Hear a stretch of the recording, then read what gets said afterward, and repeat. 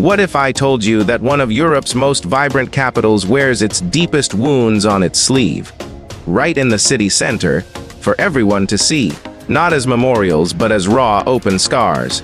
We're not in a war zone, we're in Belgrade, the capital of Serbia, a city whose very identity is so contested, so layered with triumph and tragedy, that to understand it, you can't just be a tourist. You have to become a detective. Most people either fly over Serbia or know it only through the fractured lens of 90s news headlines. But that's not our story. Our journey is to look past the postcard views and decode the silent monuments, the defiant laughter in smoky taverns, and the ghosts of empires that still roam these streets. Forget what you think you know. Let's go uncover the soul of a nation that refuses to be simple. Your first steps in Belgrade are a lesson in cognitive dissonance. You'll likely start here, on Knez Mihailova Street, the city's glittering artery. It's a pedestrian boulevard that pulses with a confident, forward-looking energy. Lined with immaculate, century-old buildings in the grand Central European style, it presents a facade of familiar prosperity. International brands sit beside historic cafes, while the air hums with the melodies of street musicians and the sweet, nostalgic scent of popcorn from ubiquitous street vendors. For a moment, with the elegant cream-colored buildings glowing in the afternoon sun, you could be in Vienna, Budapest, or Paris. It's beautiful, it's photogenic, and it's the meticulously curated face that Belgrade shows to the world. But this is only half the story. A mere 10-minute walk from this polished spectacle, you are confronted by the former Yugoslav Ministry of Defense. It's not a ruin preserved behind glass or a monument with a plaque. It is a gaping, skeletal wound, its concrete innards exposed to the elements, left almost exactly as it was on the night it was torn apart by NATO cruise missiles in 1999. It looms over one of the city's busiest intersections, a silent, colossal scream frozen in time. Commuters rush past it every day. There are no official explanations on site. It just stands there, and it's not the only one. These buildings are Belgrade's most honest, unsettling, and powerful monuments. They are a deliberate political choice, a daily reminder of a national trauma the country has not yet fully processed, or perhaps refuses to let the world forget. This duality is the master key to understanding Belgrade. The city is literally and figuratively split by the Sava River, which pours itself into the mighty Danube at the foot of the ancient Kalemegdan fortress. On this side, the south, you have Old Belgrade. This is the historic, chaotic, and passionate heart of Serbia. It's a beautiful maze where the ghosts of the Ottoman, Austro-Hungarian, and Yugoslav empires collide on every corner. It's where you'll find the fortress walls that have been destroyed and rebuilt over 40 times, the magnificent Orthodox churches, the bohemian quarters filled with music and art, and those jarring, bombed-out buildings. It's the city's soul, where life is lived loudly and history is a tangible, inescapable presence. Cross one of the bridges, however, and you enter an entirely different dimension, Novi Beograd, or New Belgrade. Conceived on marshland after World War II, this is the grand, ambitious project of Tito's socialist Yugoslavia. It's a world of vast, windswept boulevards and monumental brutalist apartment blocks known as Bloko V.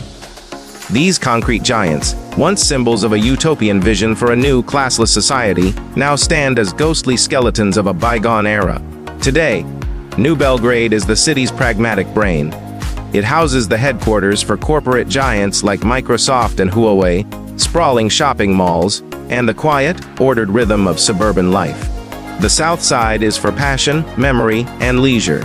The north side is for business, functionality, and living. To truly know Belgrade, you must navigate both these worlds. For the story of Serbia is the story of this constant, unresolved tug of war between a romanticized, tragic past and the relentless demands of a globalized future. To understand why a building bombed in 1999 can be left standing as a political statement, you have to rewind the clock. Not by decades, but by centuries.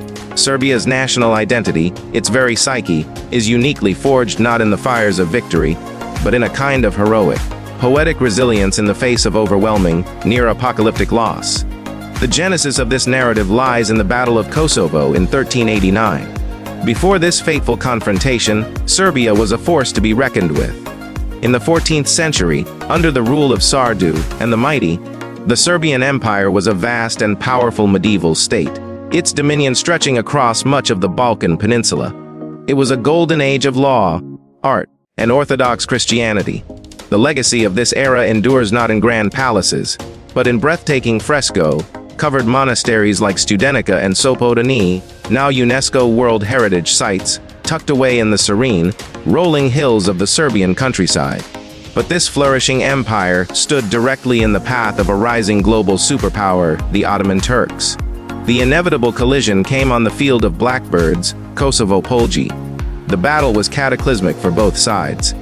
In a dramatic twist of fate that would become the stuff of legend, a Serbian knight, Milo Obolit, feigned surrender to gain access to the Sultan's tent, where he assassinated Sultan Murad I. It was an act of incredible suicidal bravery. But it was not enough. The Serbian army, led by Prince Lazar, was ultimately crushed. This defeat was not just a military loss, it was transmuted into the foundational myth of the Serbian nation. The legend, immortalized in epic poetry sung for centuries, claims that on the eve of the battle, Prince Lazar was offered a choice by an angel, an earthly kingdom and victory, or a heavenly kingdom through martyrdom. He chose the latter, sacrificing his life and his empire for faith, honor, and a place in heaven. This single event has echoed through Serbian culture for over 600 years. It's the origin of a deep-seated national identity as the Antemurale Christianitatis, the bulwark of Christendom, a small nation destined to fight, suffer, and sacrifice itself for a greater cause against larger, encroaching empires. It explains the almost sacred, non-negotiable connection to the territory of Kosovo, which for Serbs is not just land, but a spiritual cradle. The 5 centuries of Ottoman rule that followed this battle fundamentally shaped Serbia's language, its food, its music, and its collective psyche. It was a long period of subjugation, but one that ended in 1878 when Serbia, after numerous uprisings, finally regained its full independence. It was reborn as a kingdom, fiercely proud and determined to reclaim its destiny in Europe. The 20th century, far from bringing peace, plunged Serbia into even greater turmoil, and once again, placed it at the absolute epicenter of a global conflict. On June 28, 1914, in Sarajevo, a young Bosnian Serb nationalist named Gavrilo Princip fired the shot that killed the Archduke Franz Ferdinand of Austria-Hungary. To the outside world, it was the senseless act of terrorism that ignited the flames of World War I. But viewed from within the Serbian narrative, it was the desperate, defiant culmination of a long and bloody struggle against imperial occupation. It was another heroic, if tragic, act against a vast empire, echoing the spirit of the knight who had slain the Sultan centuries before. The price for this defiance was almost unimaginable. Serbia lost over 1.1 million people in World War I, representing over 25% of its total population and an astonishing 60% of its male population. It was a demographic catastrophe that scarred the nation to its core. Out of the ashes of that war, a new, audacious idea took root: Yugoslavia, the land of the South Slavs. For the very first time, Serbs, Croats, Slovenes, Bosnians, Montenegrins, and Macedonians were united in a single state. It was a bold, unprecedented experiment in multicultural nation building. After the further devastation of World War II, this kingdom was transformed into a socialist federation under the leadership of one of the 20th century's most charismatic and complex figures, Josip Broz Tito. Tito, a Croat by birth, ruled Yugoslavia with an iron will but also with a remarkable political cunning. He famously broke with Stalin's Soviet Union in 1948, charting a unique third way and becoming a founder of the non-aligned movement. This gave Yugoslavia a diplomatic stature on the world stage that far exceeded its size. For decades, he managed to suppress the region's ancient ethnic tensions with his powerful, state-enforced ideology of brotherhood and unity. Under his rule, New Belgrade was constructed, the economy modernized, and for a generation the identity of being Yugoslav became a reality for millions. You can still feel the power of his cult of personality at the Museum of Yugoslavia and his surprisingly modest mausoleum, the House of Flowers. a site of pilgrimage for those who look back on that era with a deep sense of nostalgia for its stability and security. But this Yugoslav dream was a fragile one. It was held together by Tito's immense personal authority and the watchful eyes of his secret police.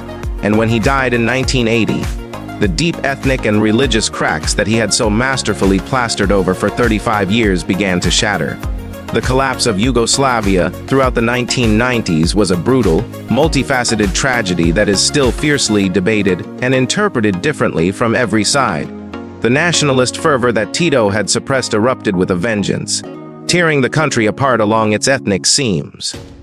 A series of horrific wars broke out, first in Slovenia and Croatia, then most devastatingly in Bosnia and finally in Kosovo. To the Western world, the narrative was often simplified to one of Serbian aggression, led by the nationalist leader Slobodan Milosevic. Within Serbia, however, the story was, and remains, far more complex.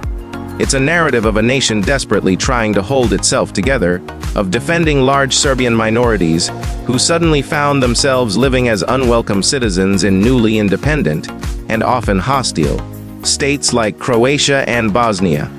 It was a story of fighting against secessionist movements that they believed were being unfairly supported by foreign powers, all aimed at dismantling their country. This perspective doesn't excuse the atrocities that were committed, but it is essential for understanding the Serbian mindset during that dark decade, a period marked by devastating economic sanctions and a profound sense of international isolation. The final devastating chapter came in 1999. In response to the escalating conflict in Kosovo between Serbian forces and Albanian separatists, NATO launched a 78-day aerial bombing campaign against Serbia, then still part of a rump Yugoslavia. The stated humanitarian goal was to protect Kosovo's Albanian population. But for the people of Belgrade, who huddled in bomb shelters night after night, it was a direct attack on their capital city. They saw their bridges on the Danube destroyed, their main television station, the RTS building, bombed with journalists inside, their power plants crippled, and civilians killed. Which brings us back, once more, to these ruins. Leaving them standing is a masterstroke of political symbolism. It's a silent, enduring accusation pointed directly at the West. It says, "You did this to us. We will not sweep it under the rug. We will not renovate and pretend it didn't happen. We will not let you forget." It's a physical manifestation of a sentiment you will still encounter frequently in Serbia, a feeling of being misunderstood, unfairly demonized and victimized by the great powers of the world. This is the heavy, unspoken context that hangs in the Belgrade air. The issue of Kosovo, which declared its independence in 2008, a move Serbia and many other nations do not recognize, remains the lingering, open wound from this entire, tragic period. But a nation is never just the sum of its traumas. If history has given Serbia a heavy heart, it has also bestowed upon it a defiant, rebellious, and profoundly life-affirming soul. The best way to experience this is to forget the politics for a moment and dive headfirst into the culture that rises from it. You cannot claim to have visited Serbia until you've spent an evening in a kafana. This is not simply a restaurant or a tavern. It is a sacred social institution, the collective living room of the nation. It's where business deals are sealed with a handshake, hearts are broken over the mournful strings of a live band, and the fate of the world is debated over plates piled high with grilled meat. Forget Michelin stars and delicate portions, this is about soul food. You must order a vapi small, succulent fingers of minced meat, and pajaskovica, a massive, spiced meat patty the size of a dinner plate, both often served in warm flatbread with chopped onions, and a heavenly creamy cheese spread called kajimak. The air is thick with the acrid smell of grilled meat and cigarette smoke, and the sound is a cacophony of boisterous laughter and traditional Starogradska, old town music. It is an experience for all the senses. And then, there is rakiza. This is not just a drink, it is a sacrament. A potent fruit brandy, most famously made from plums or jabovica, but also from apricots, quinces, or grapes. It is offered as a sign of welcome, prescribed as a cure for all ailments from a toothache to a broken heart, and is the essential fuel for any celebration. Be warned, it is incredibly strong, and homemade versions can be formidable. But to refuse a glass offered by a host is a serious social misstep. A small glass of rakija, followed by a strong, sludgy Turkish-style coffee, and hours of uninterrupted conversation. This is the fundamental rhythm of Serbian social life, a rhythm that defiantly values human connection over the tyranny of the clock. If the kafana represents Serbia's traditional soul, then the splavovi represent its modern, hedonistic heartbeat. These are the hundreds of floating river clubs, bars, and restaurants moored along the banks of the Sava and Danube, which have made Belgrade's nightlife legendary throughout Europe. By day, many are sleepy riverside cafes, but as darkness falls, they transform into pulsating, vibrant nightclubs, each with its own distinct musical identity, from the turbo, folk pop that blares across the water to cutting-edge electronic music that thumps until sunrise. There is an almost frantic, carpe diem energy to it, a collective need to live intensely in the now, to dance until dawn. That feels like a direct and defiant response to the nation's heavy past. It's here, on a floating dance floor in the middle of a river, that you see the other side of Serbian defiance and unshakable, stubborn insistence on enjoying life, no matter what. Navigating this complex country also reveals its character through its mundane details. You'll immediately notice that Serbia exists in a state of dual literacy. It uses two official alphabets, the familiar Latin script and the traditional Cyrillic script. Street signs, menace, and official documents are often in both. This isn't just a practical matter, it's a daily, visible symbol of Serbia's precarious position as a cultural crossroads, with one foot firmly in the Slavic, Orthodox East, and the other tentatively stepping towards the Latin, secular West. The currency is the Serbian dinar ARSD, not the euro. Serbia is not in the European Union, a fact that is a source of both nationalistic pride for some and economic frustration for others. Look closely at the 100 dinar banknote. You won't find a king or a politician. You'll find the intense gaze of Nikola Tesla. Tesla, the visionary inventor who dreamed up our alternating current world, was an ethnic Serb born in a village in what is now Croatia. By elevating him to the status of a national hero, naming Belgrade's international airport after him and dedicating a central museum to his legacy, Serbia lays claim to an unimpeachable, globally recognized genius, a figure of pure innovation untainted by the bloody politics of the Balkans. A word on getting around the capital. Belgrade's core is surprisingly walkable, but for longer distances, the public bus system is an adventure in itself. The red municipal buses, like the number 72 from the airport, operate on a local honor system. Many people simply board through the middle or back doors and don't tap a card. While not officially sanctioned, it's a widespread practice born from years of economic hardship. Taxes, however, are a different story. Be extremely cautious, especially when arriving at the airport or train station, as overcharging unsuspecting foreigners is a common and frustrating sport. It's wiser to use a ride-sharing app like Yandex Go or Cargo, or stick to the bus. And finally, a small but profoundly telling detail, the public water fountains. Throughout Belgrade, you'll see people from all walks of life, locals and tourists alike, confidently stopping to drink from the city's many street fountains. The water is regularly tested and perfectly safe, a wonderful throwback to a time of communal resources and trust that has managed to survive in the Balkans. It's a small, daily act of faith in the public good, a refreshingly simple pleasure in a city defined by so much staggering complexity. While Belgrade is the undeniable, gravitational center of Serbia, to think it is Serbia would be a profound mistake. The country's diverse soul is also found in its provinces, which offer a completely different texture and pace. Just an hour's drive north lies Novi Sad, the capital of the autonomous Vojvodina region. Crossing into Vojvodina feels like entering a different country. The architecture shifts from Ottoman and Balkan to distinctly Austro-Hungarian. The elegant city center of Novi Sad, with its grand Catholic cathedral and meticulously maintained facades, has earned it the nickname the Serbian Athens. It is a center of culture, art, and a more relaxed, Central European pace of life. Looming over the city is the colossal Petrovaradin fortress, This fortress hosts the world-renowned EXT Festival, one of Europe's largest music festivals. Crucially, EXT was not a commercial venture. It was born in 2000 from a student movement for democracy and peace in Serbia, a powerful symbol of a new generation's desire to break free from the isolation of the Milo-Evat era. For a true escape, you must head into Serbia's stunning and underrated nature. Travel west to Tara National Park, a primordial wilderness of dense pine forests, deep canyons, and the emerald green Drina River, which forms a dramatic natural border with Bosnia. Or journey east, following the Danube as it carves the spectacular Hayardap Gorge, also known as the Iron Gates. This is where the mighty river cuts a path through the Carpathian Mountains, creating a landscape of breathtaking cliffs and swirling waters.